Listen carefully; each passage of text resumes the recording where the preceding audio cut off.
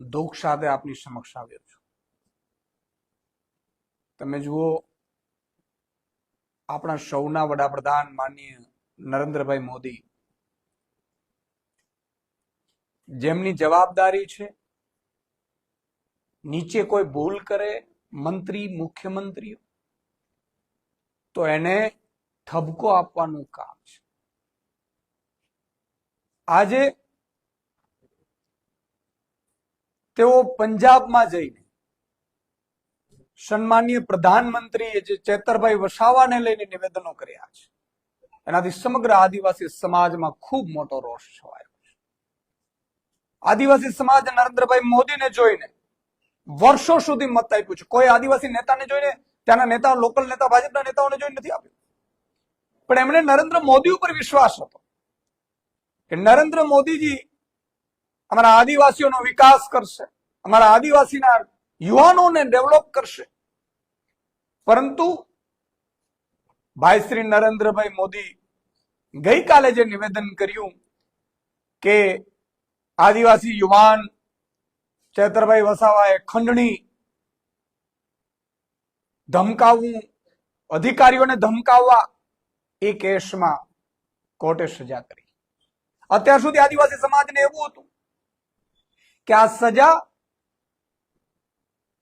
કદાચ ભાજપના અહીંના નેતાઓ એને કરાવવામાં રસ છે. પરંતુ આજે મને કેટલાય આદિવાસી સમાજના આગેવાનોના ફોન આવ્યા કે આ સજા પડી છે, એ સજામાં નરેન્દ્રભાઈ મોદી કે અમિત શાહ પણ મોનિટરિંગ કરતા હોય તો નવાઈ નથી. આજે આદિવાસી સમાજ ખૂબ નિરાશ, વર્ષો સુધી ભાજપને ખોબલે ખોબલે મત આપનાર આદિવાસી સમાજ આજે ખૂબ ખરાબ ફીલ કરી રહ્યું છે. તમે એક પેપર લીક નહીં, બે નહીં, 5 નહીં, 25 પેપર લીક કર્યા, કેમને સજા કરી? તમે આદિવાસી સમાજ તમને પૂછે છે. કેટલા એવા ભાજપના નેતાઓએ અધિકારીઓને માર માર્યો છે, કેટલાને સજા થઈ, લઠ્ઠાકાંડ થયું, કેટલા યુવાનો બરબાદ થઈ ગયા, મરી ગયા, કેને સજા થઈ? સુરતનો તક્ષશિલા કાંડ, રાજકોટનો અગ્નિકાંડ, બરોડાનો હરણીકાંડ, મોરબી બ્રિજ દુર્ઘટના, જેમાં કેટલાય લોકો મૃત્યુ પામ્યા છે, કેને સજા કરાવડાવી? તમે એનો અર્થ એ થયો કે તમને કોઈ ભ્રષ્ટાચાર રોકવામાં કે સજા કરાવવામાં રસ નથી. તમને વિપક્ષને તોડી અને વિપક્ષના જે નવયુવાનો, જનનાયક આદિવાસીનો એક ચેતરભાઈ વસાવા બહાર આવ્યો, એને તમે અંદર કરાવડાવી દીધો. એ વાત સાબિત થઈ રહી છે. ત્યારે આદિવાસી સમાજમાં ખૂબ મોટો અત્યારે રોષ ફેલાયો છે. બચુ ખાબડ 2500 કરોડનો ભ્રષ્ટાચાર કર્યું, એમનો મંત્રી પદ તમે છીનવ્યું, એમની ઉપર, એમના દીકરા ઉપર FIR થઈ, પણ એ બચ્ચુ ખાબડ કેમ હજી બહાર છે? સજા કરવી તમે ત્યાં કરી શકતા હતા. તમને ભ્રષ્ટાચારથી વાંધો નથી. કેટલાય કથિત ભ્રષ્ટાચારો થયા ગુજરાતમાં, કેટલાય લોકોના મોત થયા છે. આ રાજકોટ અગ્નિકાંડ હોય કે તક્ષશિલા કાંડ હોય, કેટલા જીવતા બાળકો ભૂંજાયા છે. એ બાળકોને હજી સુધી ન્યાય નથી મળ્યો. એમાં તમને રસ નથી. પણ ચેતરભાઈ વસાવા ઉપર ખોટી ફરિયાદ કરાવડાવીને, કારણ કે તમારે એમને ભાજપમાં લઈ જવાતા, એ ભાજપમાં ન આવ્યા એટલે તમે બહુ ટૂંકા સમયમાં સજા કરાવડાવી, સાક્ષીઓને પણ VC દ્વારા ઉપસ્થિત કરાવડાવી, અને એટલી સ્પીડે તમે સજા કરાવડાવી જેથી કરીને ચેતર વસાવા તમારા ભાજપમાં આવી જાય. આજે માનનીય નરેન્દ્રભાઈ મોદીને મારે કહેવું છે, સન્માનીય અમારા સૌના પ્રધાનમંત્રી તમે છો. આજે મારો બાપુજી નથી, તમે અમારા પિતા સમાન છો. આજે ચેતરભાઈ વસાવાના પરિવારમાં કેટલાય નથી, એમના પિતા સમાન તમે છો. તમારી ફરજ બનતી હતી અમને રોકવાની, અમને પ્રોટેક્ટ કરવાની, અમને મદદ કરવાની. તમે પ્રધાનમંત્રી સુધી પહોંચ્યા. આજે તમે અમને ડરાવી, ધમકાવી, ખોટા કેસો કરાવડાવી અને જેલમાં નખાવડાવો છો. અમે શું, અમારો ગુનો શું છે? હજી સુદાન ગઢવી હોય, ચેતર વસાવા, ગોપાલ ઇટાલિયાનો ગુનો શું છે ગુજરાત? શું અમે અવાજ ઉઠાવવાનું બંધ કરી દઈએ? શું અમે છોડી દઈએ? શું તમારામાં એટલી તાકાત છે કે તમે ધારો તો? તમે તો કેટલી 22 રાજ્યોમાં સરકાર છે, 2-5 રાજ્યોમાં તો તમે સરકારો તોડીને પાડીને બનાવી દીધી છે. કેટલાય સાંસદો લઈ ગયા છો, ધારાસભ્યો લઈ ગયા છો. ત્યારે અમારા જેવા નવયુવાનો આ ગુજરાતની જનતા માટે લડે છે, આદિવાસી સમાજ માટે લડે છે, ઓબીસી સમાજ માટે લડીએ છીએ, ખેડૂતો માટે લડીએ છીએ, એસસી સમાજ માટે લડીએ છીએ, જે સમાજ ઉપર અન્યાય થાય છે એના સમાજ માટે લડીએ છીએ, આઉટસોર્સિંગ કર્મચારીઓ માટે લડીએ છીએ. એમને ચૂપ કરાવવા માટે આટલા ષડયંત્રો તમારે કરવા પડે છે, આટલા બધા ષડયંત્રો. અને એમાં તમે અમારા પિતા સમાન, આજે અમને કંઈ પણ આશરો હોય ને તો તમારો છે. અમને કદાચ અહીંથી આ સરકારોમાં બેઠેલા વ્યક્તિઓ કદાચ નબળું કામ કર્યું હોય, દબાવવાની કોશિશ કરી હોય, ધમકાવવાની કોશિશ કરી હોય, તો અમને એમ થાય કે અમારા નરેન્દ્રભાઈ પ્રધાનમંત્રી છે ઉપર, એ ખોટું અમારી સાથે નહીં થવા દે. પણ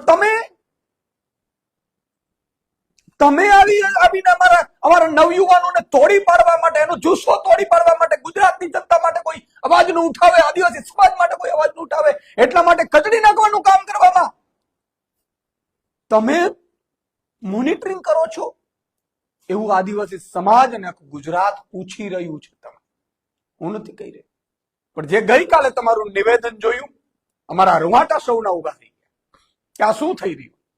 કદાચ અહીંના જે ચૂંટણી કદાચ હારતા હોય ભાજપના નેતાઓ, એમાં એ લોકો કરે તો વાંધો નથી. કદાચ અહીંયાના મુખ્યમંત્રી છે, એમણે કદાચ અમારા ઉપર ખોટા કેસ કરીને કે ભાઈ સરકાર બનાવી લેશે, એ બોને. પણ તમારે તો 22 રાજ્યોમાં સરકાર છે. તમે ધારો એ મુખ્યમંત્રીઓ મંત્રીઓને ઉપાડી ગયા છો, અને તમે એ જ છો પ્રધાનમંત્રી શ્રી નરેન્દ્રભાઈ મોદી કે જેમણે નિવેદન કર્યું હતું મહારાષ્ટ્રમાં કે આ અજીત પવારજી કરોડોનું કૌભાંડ કર્યું છે, એ અજીત પવારને તમે જ લઈ લીધું છે, હેમંત બિસ્વાને તમે લઈ લીધા છે, સુધાંશુ અધિકારીને તમે લીધા છે. ત્યારે અમે એમ પૂછીએ છીએ કે શું અમે ગુજરાતની જનતા માટે અવાજ ઉઠાવવાનું બંધ કરી દઈએ? શું ચેતરભાઈ વસાવા આદિવાસી સમાજ માટે અવાજ ઉઠાવવાનું બંધ કરી દે? શું અમારે કોઈ અધિકાર નથી? શું લોકતંત્ર જેવું રહ્યું નથી? હવે અમે નીકળીશું, અમારે ઉપર કોઈ એફઆઈઆર થશે, 2 વર્ષમાં 1 વર્ષમાં જેલ થઈ જશે, એટલે અમને ડરાવશો? અમે પૂછવા માંગીએ છીએ માનનીય નરેન્દ્રભાઈ મોદી કે તમે 76 વર્ષના થયા છો. આજે મારો પિતાજી પણ આજે આ દુનિયામાં નથી હોત ને તો એ પણ 72-73 વર્ષના હતા. ચેતરભાઈના પરિવારમાં પણ અત્યારે નથી એમને છાયા. અમે સામાન્ય પરિવારમાંથી આવીએ છીએ. અમે ભણ્યા, હોશિયાર થયા, જાણ્યા કે આ કઈ રીતે લૂંટ ચાલે છે સરકારોમાં. એ લૂંટ બચાવવા માટે રાજનીતિમાં આવ્યા છે.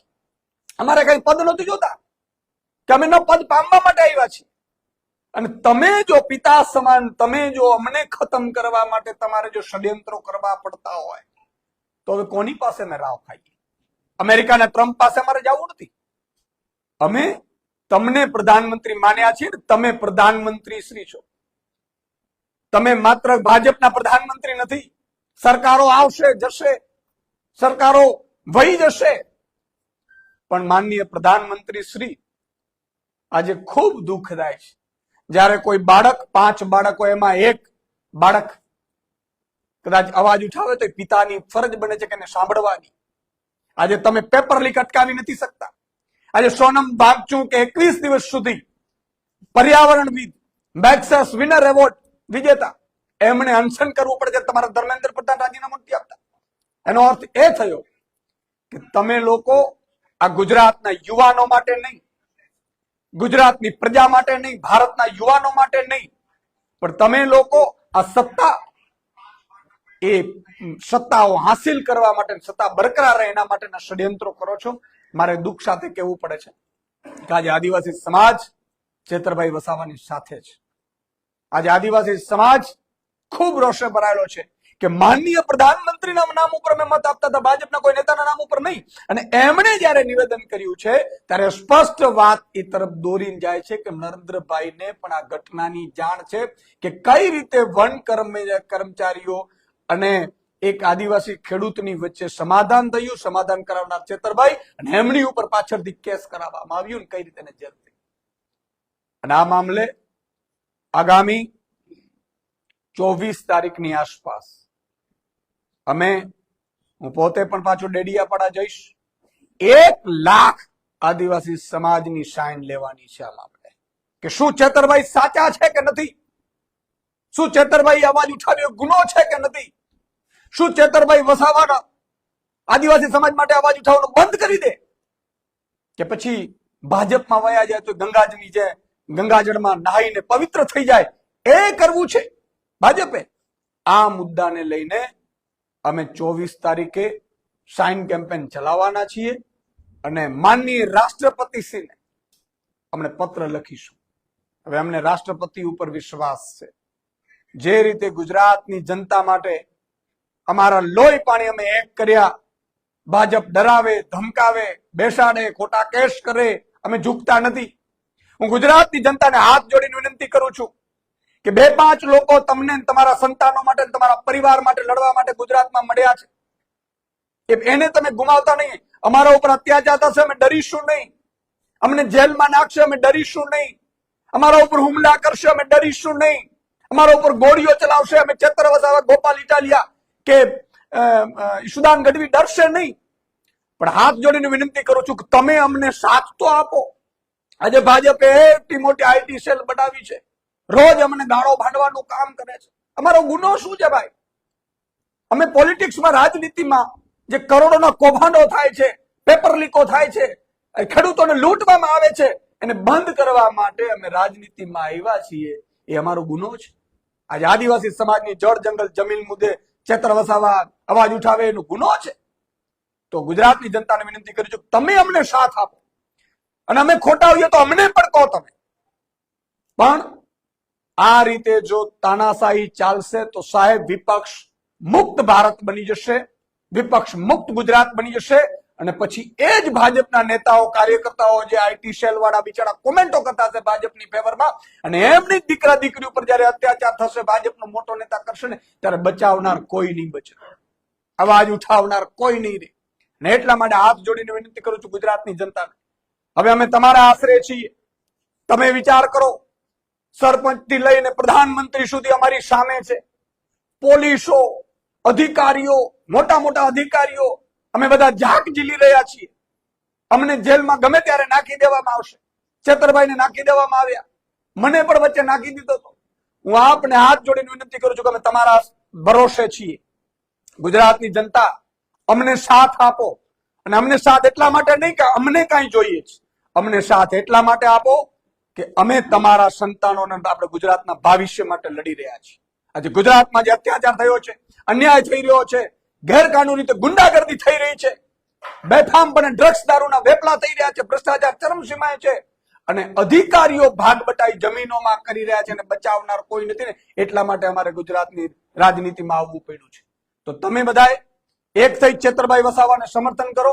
હું અંબાજીથી ઉમરગામ સુધી બસેલા આદિવાસી સમાજને કહેવા માંગુ છું કે આપણા દીકરાને ભાજપે જેલમાં નખાવડાવ્યો છે, સજા કરાવડાવી છે. 1 વાર નહીં, 2 વાર નહીં, 3 વાર જેલમાં નખાવડાવ્યા છે. પછી ઓફરો કરે, નથી ગયા તમારો દીકરો, તમારા સંતાનો, તમારા ભવિષ્ય માટે. અને જેમ બિરસા મુંડાને, ભગવાન બિરસા મુંડાને અંગ્રેજોએ જેલમાં નાખ્યા હતા, એ જ રીતે ભાજપે ચેતર વસાવાને જેલમાં નાખ્યા છે.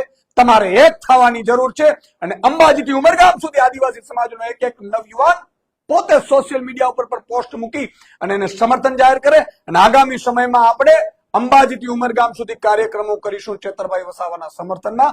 ત્યારે તમારે હજારો, લાખોની સંખ્યામાં આવવાનું છે. એ ભ્રષ્ટ ભાજપને દેખાડી દેવાનું છે કે હવે તમારા અત્યાચારથી કે અન્યાયથી અમે ડરવાના નથી.